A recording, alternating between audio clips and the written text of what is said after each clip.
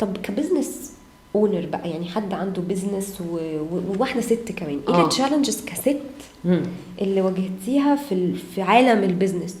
بصي طبعا الاوبريشن ده من اول ما بدات هو مش حاجه سهله خالص. يعني مثلا في ناس صحابي كانوا بيبيعوا مستورد، فلما حصل المشكله بتاعت الدولار دي قلبوا مصر. انتي كنت عايشه كده ازاي؟ ده انا ممكن الحته تقف على زرار. ايوه على زرار. فانت عايشه كده ازاي؟ انا جالي انهيار عصبي، انت ازاي كل ده مكمله؟ قلت لها لا، هو الناس فاكره ان التصنيع ده بيس اوف كيك، هو طبعا اصعب بكتير. يعني انا بالنسبه لي ممكن اسافر واتفسح وانزل ساعتين وابيعهم وهكسب اكتر. بس انا اخترت الطريق الاصعب. هو الموضوع تشالنجينج جدا، مش سهل خالص طبعا.